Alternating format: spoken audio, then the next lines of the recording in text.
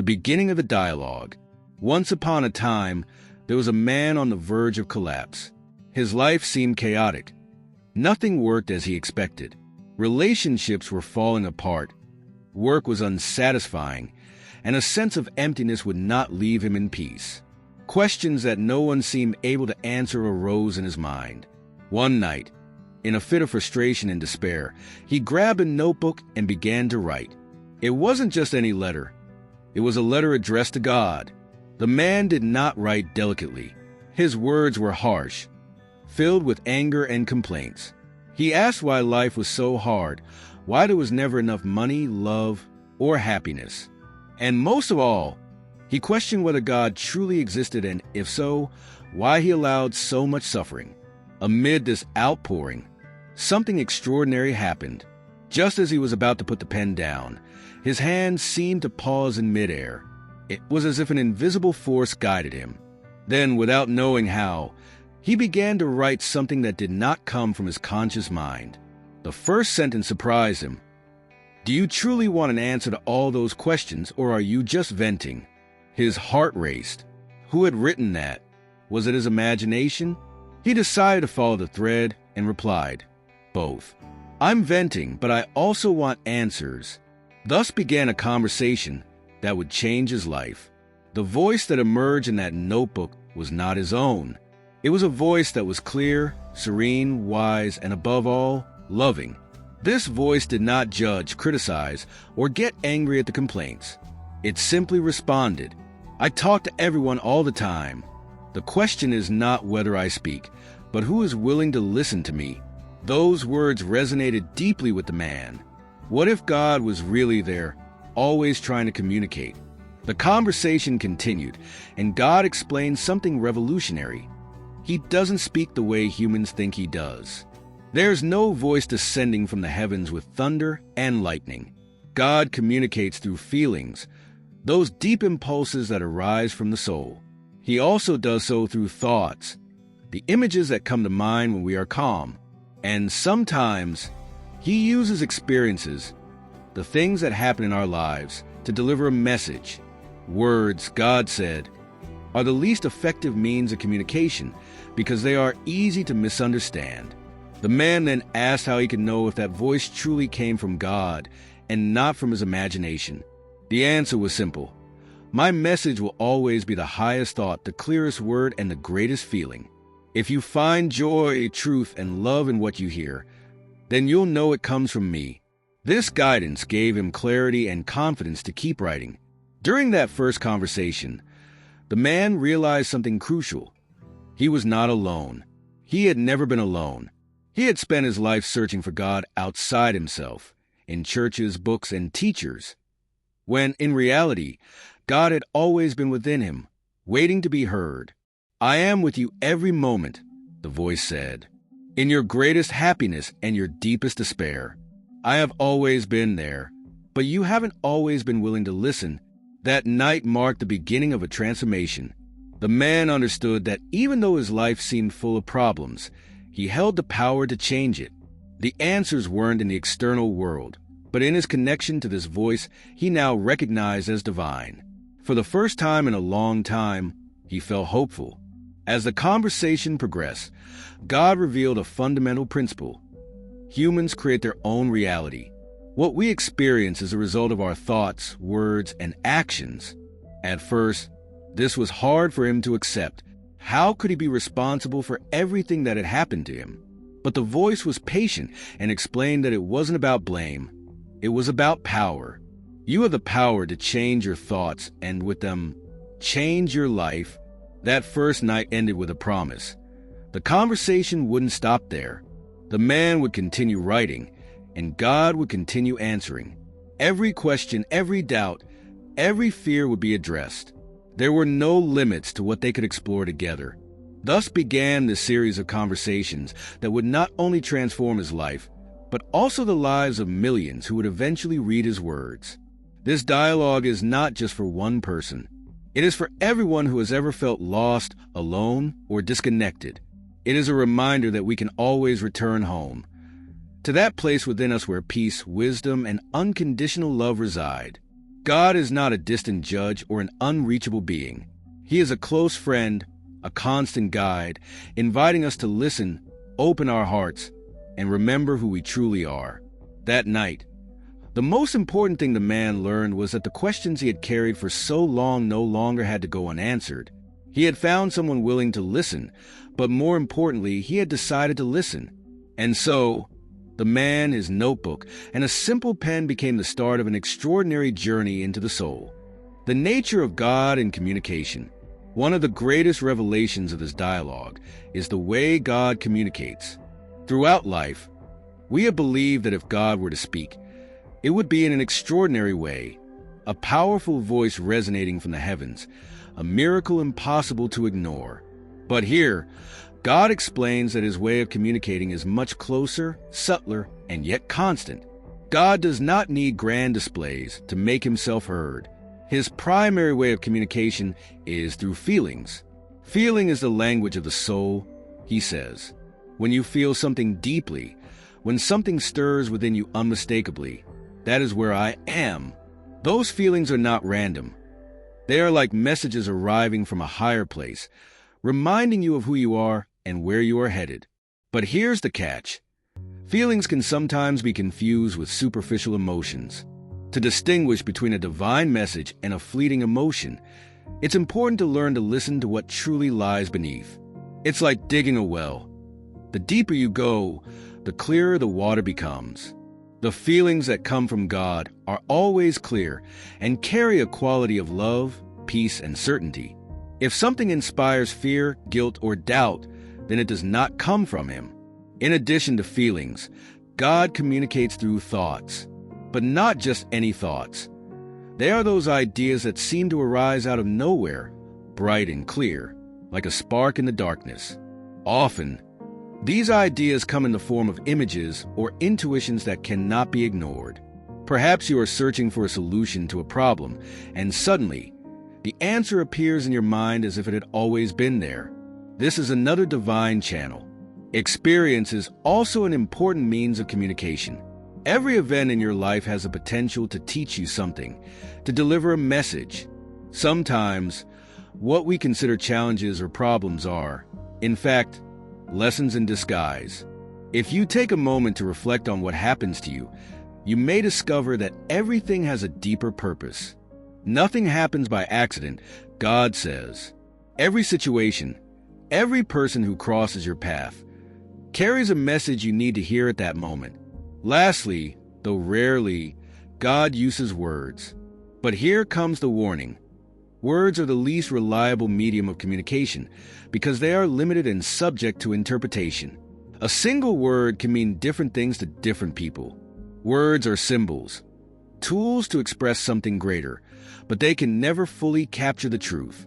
Therefore, instead of relying on words, it is better to pay attention to what you feel, think, and experience. This leads to a crucial question. How do you know if a message comes from God or another source? The answer is simple yet profound. Divine messages are always elevated. They contain joy, love, and truth. God will never speak to you with fear, hatred, or judgment.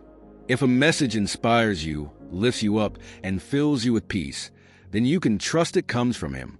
On the other hand, if something causes anxiety, confusion, or distress, it is likely not a divine message. God explains that this discernment is a skill we can all develop. It is like tuning an instrument. With practice and attention, you can learn to distinguish between God's voice and the noise of the world. You don't need to be a saint or someone special to hear God. In fact, he says he communicates with everyone all the time. The difference lies in who is willing to listen. Divine communication does not require complicated rituals or intermediaries. It is direct, personal, and always available. But often, we are so busy, so caught up in the noise of our minds, that we fail to pay attention. God does not shout. His messages come in whispers, in moments of stillness. That is why one of the first steps to hearing God is learning to quiet the mind. It is in silence that we can feel his presence most clearly. Another important point he explains is that there are no hierarchies in his communication. There are no special people who have exclusive access to God. He has no favorites, nor does he choose a select few to convey his message. Each of us is equally capable of hearing and receiving his guidance. The idea that only certain people can talk to God is a human construct, a way to avoid the responsibility of listening and acting on those messages. God also points out that communication is not one way. It is not just about speaking to him and waiting for a response. It is a continuous exchange, a relationship in which both parties play an active role. Someone might think, why doesn't he respond to me like this? The truth is, he always does, but in his own way. Perhaps you are expecting a literal voice when the answer is already in your heart, in your thoughts, in what you feel. There is another reason why many people do not hear God: fear. Sometimes, what we hear challenges our beliefs, our certainties. It might be an uncomfortable truth, something that demands change. But God insists, listen to me especially when you think I am wrong. It is in those moments of doubt where the greatest opportunities for growth lie. Finally, God emphasizes that you don't need to do anything special for him to speak to you. You don't need to go to a temple, pray a certain way, or follow strict rules. His communication is free, accessible, and constant. It is in every corner of your life, waiting for you to open your eyes, ears, and heart to hear it. Thus, this dialogue invites us to change our idea of how God communicates. It reminds us that there are no barriers between us and the divine, except the ones we create ourselves. God is here, now, speaking to us in 1,000 different ways. The real question is not whether he is there, but whether we are willing to listen. And, more importantly, what will we do with what we hear? Because in the end, divine communication is not just about receiving. It is about acting, about living from that sacred connection. The duality of love and fear.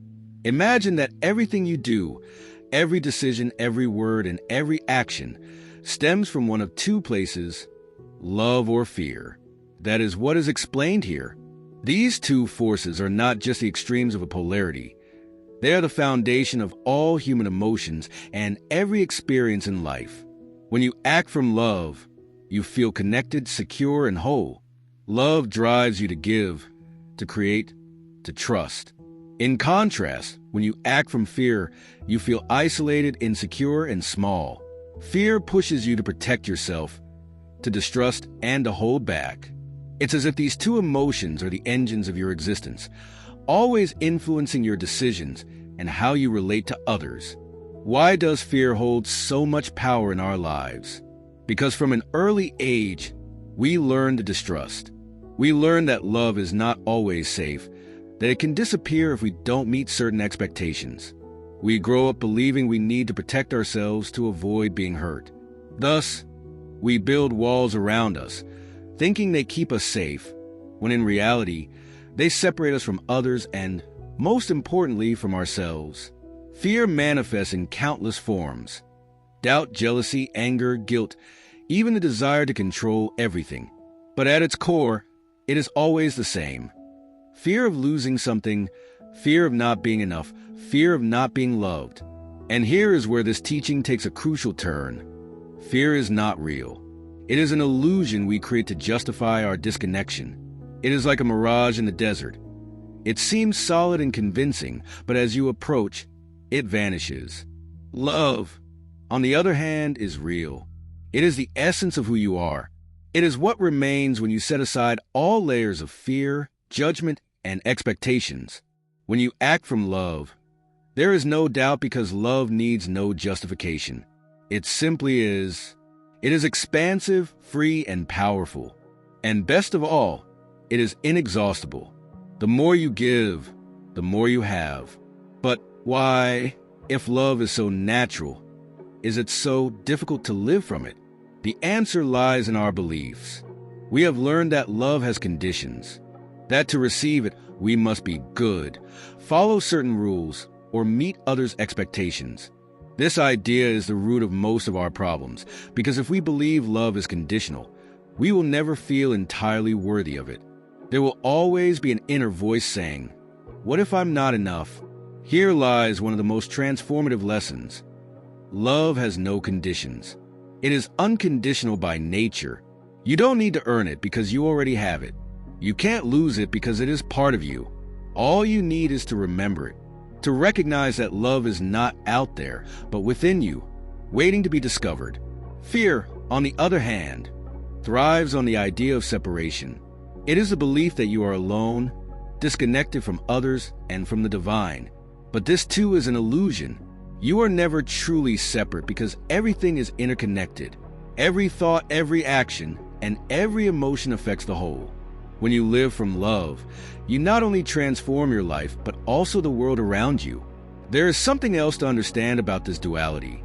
Fear is not bad. It is not there to punish you or make you suffer. It is simply a reminder that you have strayed from your essence. It's like an alarm saying, "Hey, you're seeing this the wrong way. Return to love." From this perspective, fear can be your greatest teacher because it reveals the areas where you need to heal and grow. So, how can you choose love over fear? It all begins with awareness. Every time you feel fear, pause for a moment and ask yourself, what am I really afraid of?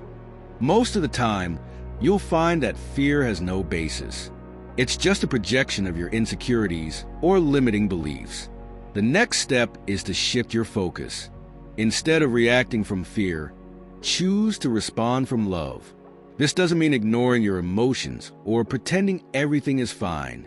It means facing your fears with courage, knowing they don't define who you are. It means asking yourself, what would love do in this situation? And then acting from that place. It's important to remember that you are not alone in this process. You always have help. The inner voice that guides you, that whisper of wisdom that arises in moments of stillness, is there to remind you that love is your true home. That voice doesn't judge or pressure you. It simply invites you to remember who you are and to live from that truth. Love and fear are choices, and you have the power to decide from where you want to live. It won't always be easy. There will be moments when fear seems stronger. But even in those moments, you can choose love, even in small doses. A kind word, a generous act, a moment of gratitude. Every small gesture matters and has the power to shift your perspective. When you choose love, everything transforms. Relationships become more authentic. Challenges lose their weight and life feels lighter. Not because problems disappear, but because now you face them from a place of trust and peace. Love doesn't eliminate challenges. It gives you the tools to overcome them gracefully. In the end, the lesson is simple. Love is always available to you. No matter how many times you choose fear, you can always return to love. It is your essence, your starting point, and your ultimate destination. It is the force that connects everything and gives life meaning. And best of all, it is infinite. It never runs out because it is who you are. You only need to remember the purpose of life and free will. From the beginning of time, humans have asked, why are we here? What is the purpose of all this? And while the answer may seem complicated, it is actually incredibly simple. We are here to create, to experience, and to remember who we truly are. Life is not a test or an exam. It is an opportunity, a blank canvas on which you can paint anything you desire. God explains it beautifully. You are a creator. You have been made in my image and likeness, which means you also have the power to create. You are not here just to exist. You are here to actively participate in the process of life. You have the ability to decide who you want to be, how you want to live, and what you want to experience. There are no limits except those you impose on yourself. But here's the key: free will. This is the greatest gift you have been given. It is what makes your life unique because everything you experience is a result of your own choices. No one forces you to do anything. Everything you do, think, and feel is a decision you make. Even not choosing is, in itself, a choice. Free will means you have the power to shape your reality. Every thought you have, every word you say, and every action you take contributes to creating your life experience. This does not mean you are alone in the process. Help is always available, but that help is not imposed. God does not pull strings as if you were a puppet. Instead, he offers guidance, inspiration, and opportunities, but always leaves a decision to you. The purpose of life is not to fulfill a preordained plan. There is no script you must follow to the letter. Rather, it is about discovering what makes you happy, what fills you with joy, and what resonates with your soul. It is like a game where the rules are not written. You are free to explore, to experiment, and, if necessary, to make mistakes. Because even in mistakes, there are lessons, and those lessons are part of growth. This raises an important question. If we are so free, why does it sometimes feel like we are trapped? The answer lies in our beliefs. Often, we live according to ideas we have inherited from our families, society, or culture. We believe we should do certain things or be a certain way to be accepted, loved, or successful. But these beliefs are like invisible chains that limit our ability to choose freely. The good news is that those chains can be broken. It all starts with awareness. When you realize that many of the rules you follow are simply ideas someone else invented, you can begin to question them. Does this really serve me? Does this make me happy? Is this what I want for my life? These questions are powerful because they help you connect with your own truth. Free will also means you have responsibility for your choices. Not in the sense of carrying guilt or shame, but in the sense of recognizing your power. Every time you decide something, you are exercising your power as a creator. Even when things don't turn out as expected, you have the ability to learn from that experience and choose again. Life always gives you a second chance, and a third, and a fourth, because creation never ends. God does not judge your choices. There is no punishment waiting if you take the wrong path. There are only natural consequences. If you choose fear, you will experience separation and conflict. If you choose love, you will experience connection and peace. It is not a matter of reward or punishment, but simply of cause and effect. You are free to choose any path, but each path will lead to a different experience. In understanding this, you realize there are no right or wrong decisions. There are only decisions that bring you closer to or farther from what you truly want to experience. And here is one of the greatest truths. You cannot fail. No matter how many times you feel you have strayed, you can always realign with your purpose. Life is in no hurry. The process is just as important as the outcome. Another important aspect of purpose is that it is not fixed.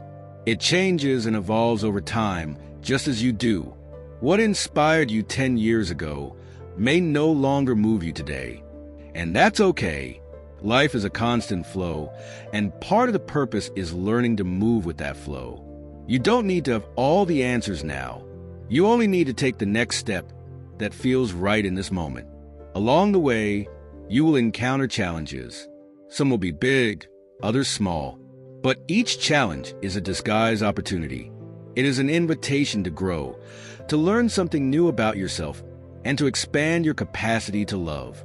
In those moments, remember that you are not alone. There is always a greater force holding you, even when you don't feel it. That force won't solve your problems for you, but it will give you the strength to face them. Ultimately, the purpose of life is to remember who you are, not who you have been told you should be, but who you truly are. You are an extension of the divine, a being of infinite light and love. Everything you do, everything you experience, is a reminder of that truth. And every time you choose love over fear, you come a little closer to that realization. So live boldly, live joyfully, and above all, live intentionally. You don't have to know the entire path. You only need to know that you are here to explore, create, and enjoy. Life is not a problem to solve, but a mystery to experience. And the greatest mystery of all is discovering how wonderful the being within you truly is. Practical lessons for daily life. Throughout these conversations, a clear message emerges. The answers we seek are not found in some faraway place, but within us. Life doesn't need to be a confusing maze full of struggle. There are simple practices that can transform the way we live and bring us closer to the peace and fulfillment we long for. One of the most important lessons is the power of gratitude. Not the kind of gratitude that is only practiced when things are going well, but an active gratitude that thanks even before desires are fulfilled. When you give thanks in advance, you are not only acknowledging the abundance you already have, but also opening the door to receive more. It's as if, by expressing gratitude, you send a clear message to the universe. I'm ready for more of this. Gratitude is not about ignoring challenges, but about shifting your focus. Even in difficult moments, there is always something to be grateful for. Perhaps it's a supportive friend, a lesson you're learning, or simply the fact that you have another day to try again. Gratitude transforms the energy of fear into love and connects you with the infinite abundance of life. Another fundamental practice is forgiveness, not only for others but also for yourself. Many of us carry guilt from the past, mistakes we can't let go of. But holding on to guilt is like carrying a backpack full of stones. It slows you down and drains you. Forgiveness is the key to releasing that burden and moving forward freely. Forgiveness does not mean justifying the harm, but releasing the control that harm has over you. It is a decision not to let the past dictate your present. And often, forgiving yourself is the hardest, but also the most liberating act. Remember, your mistakes do not define you. What you do with them is what matters. Equally important is listening to your feelings. We've been taught to ignore or suppress our emotions, especially the ones we consider negative. But emotions are like road signs. They show you where you are and what you need. Instead of judging your feelings, learn to listen to them. If something makes you uncomfortable, ask yourself why. If something fills you with joy, notice it and follow that path. Your feelings are the compass of your soul. Silence is another powerful tool. In a world full of noise, finding moments of stillness may seem like a luxury, but it is essential. It is in silence that you can hear that inner voice that is always there to guide you. You don't need to meditate for hours. Just a few minutes a day to close your eyes, breathe deeply, and allow yourself to simply be. In those moments, you connect with what truly matters and find clarity for your decisions. Love is at the core of all teachings, but not the love we've learned, full of conditions and expectations. It's a love that starts with yourself. Because how can you give something you don't give to yourself? Loving yourself means accepting yourself as you are, with your light and shadows. It means speaking to yourself kindly, taking care of yourself, and allowing yourself to be human. This self-love is not selfishness. It is the foundation for loving others. When you love yourself, you free yourself from the need for external approval and can give love without expecting anything in return. And that unconditional love, the love that doesn't demand or control, is the love that has the power to heal. Another practical aspect is learning to let go. Often, we cling to things, people, or situations that no longer serve us out of fear of the unknown. But attachment only creates suffering. Letting go does not mean losing, but trusting. It's telling life, I trust that what's coming is better for me. When you let go, you create space for new opportunities and blessings to come into your life. Action is also crucial. Often, we know what we want but don't act because we're waiting for the perfect moment or because fear paralyzes us. But change happens when you take action, even if it's a small step. Action not only brings you closer to your goals, but also demonstrates your commitment to them. And when you show commitment, the universe conspires to help you. Patience is another valuable lesson.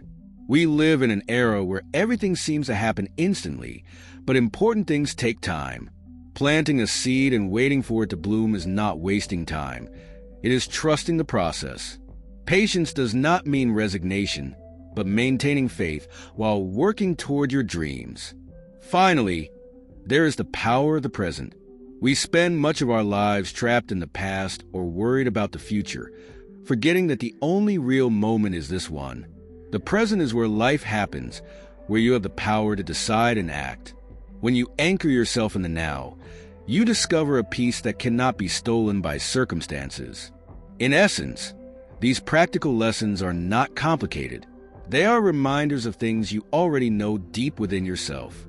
Gratitude, forgiveness, love, silence, action, and presence are tools you have at hand. You don't need to search for them elsewhere. They are already within you. The challenge is not to learn something new, but to remember what you have always known. Life doesn't have to be a constant struggle. You can choose to live it with grace, joy, and connection. Everything you need is here, now, waiting for you to recognize it. What are you waiting for?